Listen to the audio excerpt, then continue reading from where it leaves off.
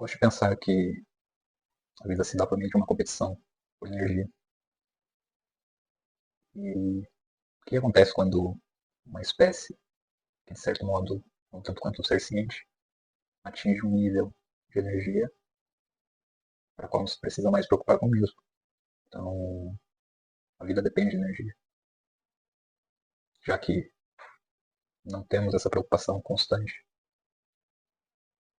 em como obter essa energia, uma vez que ela é de fácil acesso desde que você tenha os meios que hoje são considerados necessários para tal, o que faríamos com o restante desse tempo. E, de uma perspectiva mais romântica, a tendência é pensar que viveríamos mais felizes, que de uma forma ou de outra encontraríamos uma maneira de colocar esse tempo de uma forma em que a vida se tornasse mais palatável, né? Abrindo espaço para coisas que antes não tínhamos a possibilidade, uma vez que quando você está se preocupando com uma determinada coisa, você acaba afunilando a sua visão e não enxergando todo com uma melhor clareza. E, bem, não foi o que aconteceu com a nossa espécie, né?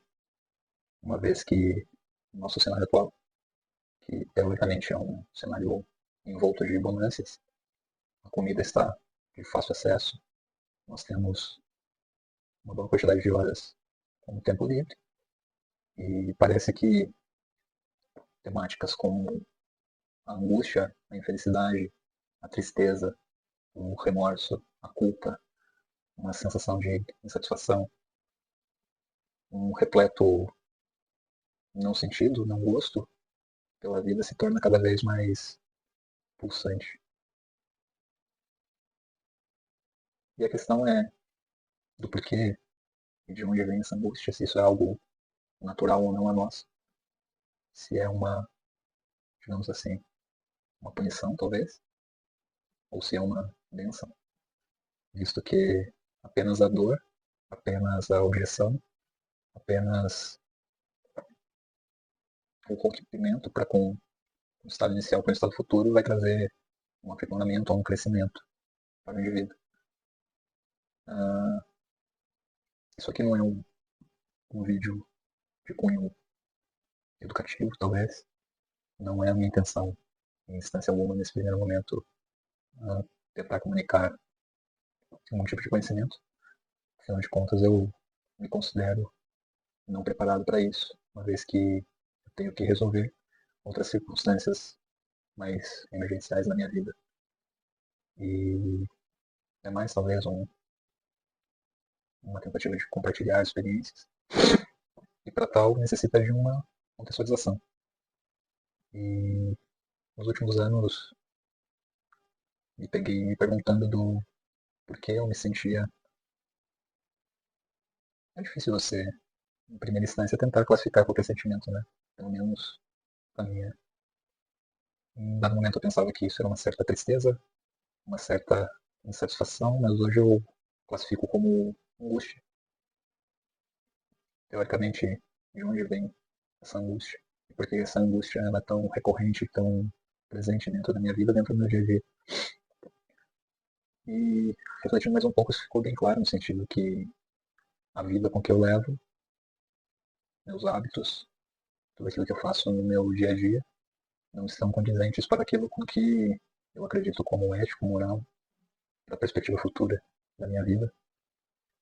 E, teoricamente, se você não se orgulha de si, você cairá um tanto quanto nesse ostracismo, você sentirá mais angústia, talvez tristeza, incerteza, um sentimento de deslocamento para com seus pensamentos ou para com a sociedade.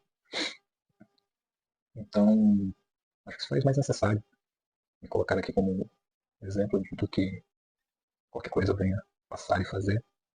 E se de uma forma ou de outra isso reflete um pouco na sua vida, ou se você possa retirar algum tipo de conhecimento, entretenimento, sabedoria disso. Mas na minha vida eu já tive diversas circunstâncias. Contudo, eu nunca relatei isso, eu nunca registrei de alguma forma ou de outra, fazendo com que meu próprio parâmetro de referência ficasse um tanto quanto dissonante e sujo, né? Uma vez que a nossa memória não é necessariamente um filme onde nós temos aqui essa informação e podemos acessá-la a qualquer momento, mas sim a partir de uma interpretação momentânea, o que nós cremos que recordamos. Então, de certa forma, um recorte real daquilo que realmente aconteceu. Mas para contextualizar um pouco, eu já tive um momento onde eu senti plenitude, um orgulho do meu próprio eu, daquilo que eu fazia, daquilo que eu pensava, de como eu executava as coisas. Classifico isso como performance, né? Uma vez com que você se propõe a fazer aquilo que você quer fazer, você está tendo êxito, sucesso, você de uma forma está performando frente a um objetivo que você se coloca para si. E de fato, quando você olha para dentro, é difícil sentir orgulho se você não está executando as coisas da forma com que você planeja, da forma com que você realmente quer, né? Acredito que todos nós precisamos de uma certa dose de recompensa para que possamos continuar ou não fazendo determinada coisa. Bom, né, tem algumas coisas no dia a dia hoje que elas necessariamente precisam ser eliminadas. Eu preciso achar a resolução para esses problemas dentro do meu comportamento, que teoricamente não trazem, não trarão benefício algum para minha vida. E se algo não traz um benefício para sua vida, pelo contrário, faz com que você perca algo, é melhor passar pela dor do processo do que viver uma vida toda sofrendo por aquilo, né? E tendo que colher as consequências desses atos ao longo do tempo. E o primeiro mais difícil desses dois comportamentos, vícios, hábitos que eu possuo, é justamente esse aqui.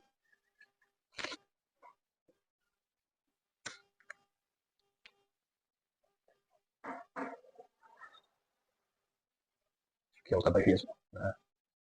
E sou fumante desde 2015, por mais que ainda na infância, ali por volta dos 10, 12, 13, 14 anos, eu fumava, mas sem que isso fosse um vício, né? Porque a maneira com que eu classifico se algo é ou não um vício para mim é a medida de controle que eu tenho sobre esse comportamento.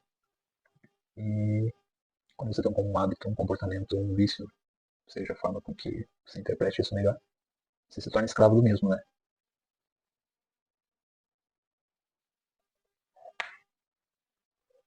É claro que para você mudar um hábito, um comportamento, um vício, demanda de um grande esforço, porque por vezes é contraintuitivo. Nós temos a percepção clara e objetiva que isso nos dá prazer.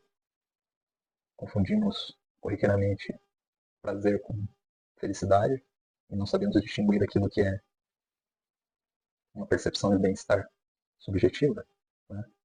Então, nem tudo aquilo que te dá prazer, na verdade, grande parte daquilo que lhe promoverá prazer não será algo bom para você, né?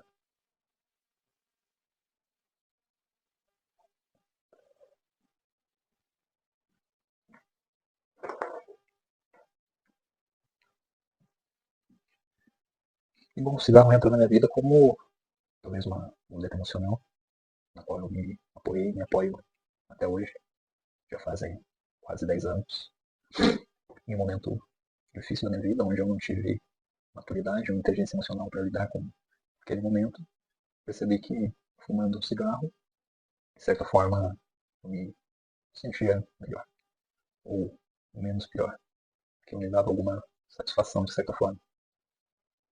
E tenho plena consciência que não tenho nenhum controle sobre esse comportamento.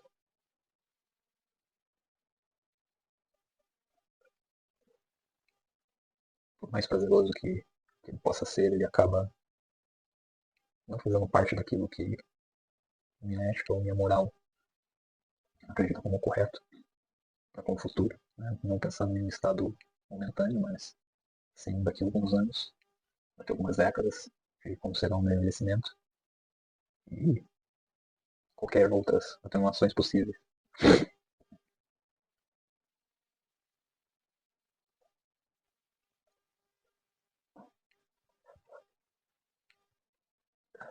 E o meu outro vício está envolto em uma coisa que para muitas pessoas parece ser ofensiva, é muito mais aceito do que o tabagismo. E olha que o tabagismo já é algo extremamente aceito dentro da nossa sociedade como um todo, por mais que nessas últimas décadas, por conta dos malefícios, obviamente, vem se tornando uma coisa menos aceita, mas é comumente aceita por todos, né? É a cafeína, né? A cafeína que pode-se dizer que é o pó dos pobres, né? Aquilo que dá energia à classe trabalhadora, mas também é uma substância com uma capacidade, uma certa adicção, um vício muito forte, né? Contudo, para você ter ideia, né? Eu consumo essa cafeína a partir de Coca-Cola, consumo uma média de 2, 4, 6, 8 litros de Coca-Cola por dia. Sem dúvida, isso não é barato, muito menos saudável. Assim como o cigarro, que oscila a quantidade com a qual eu fumo durante o tempo, mas hoje estou fumando uma média de 2 maços de cigarro por dia. Em momentos mais tensos, isso vai até 4 cigarros, 4 maços de cigarros ou mais. Né? Então, são coisas que necessariamente me seguram, me prendem, que elas não estão de acordo com aquilo que eu enxergo, para aquilo que eu quero no meu futuro.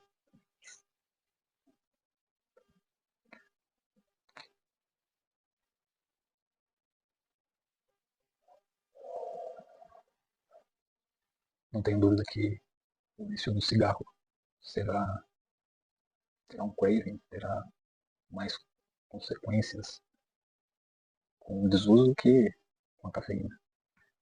Embora esses dois comportamentos eles serão de grande dificuldade para inibi-los. Né?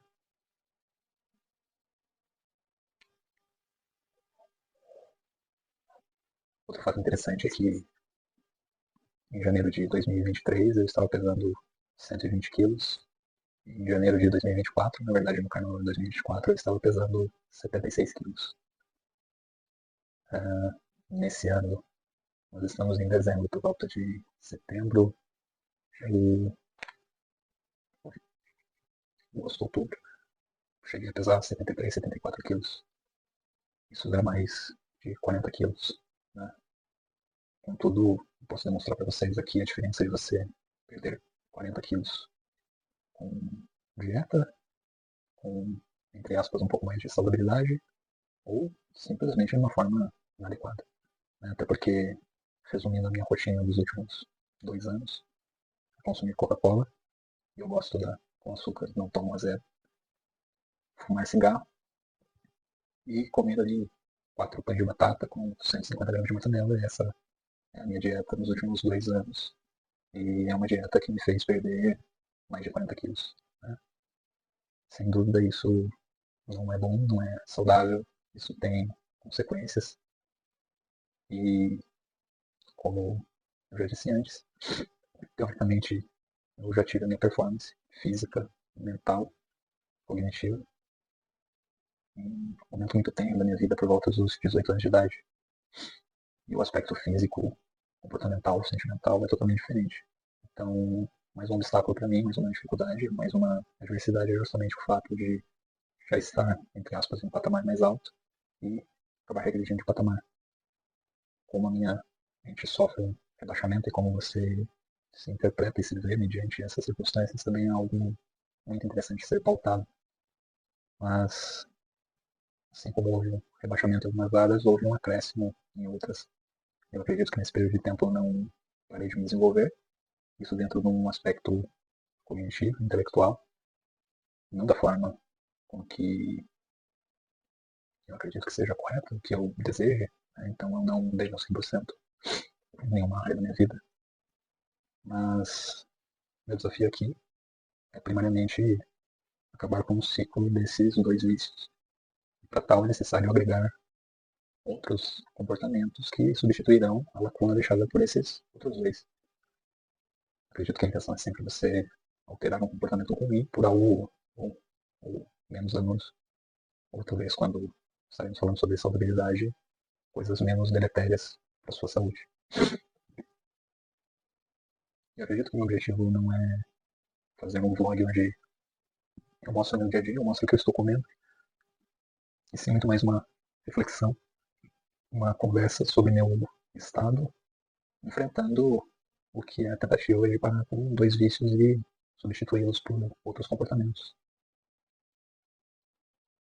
Confesso que eu não sei nem se eu sou capaz de cumprir com esse objetivo, mas o meu sucesso já se baseia apenas com o progresso. E quando a gente fala de um vício, por exemplo, com a relação que eu tenho tanto com a cafeína quanto ao tabagismo, é algo que eu deliberadamente nunca mais poderei ter contato na minha vida. Isso, sem dúvidas, me levaria para uma remissão ou retorno para esse comportamento. Então, acredito que de uma forma mais crua,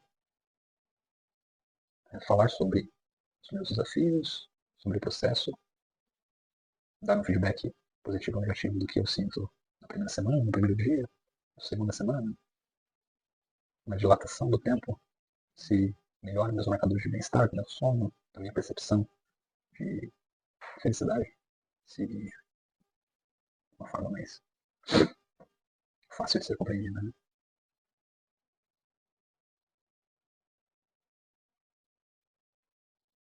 Não sei se tem muita coesão dentro daquilo que eu disse, mas meu objetivo central é esse. E a intenção é ter uma continuidade disso aqui. Vamos ver até onde isso me leva e a consequência disso.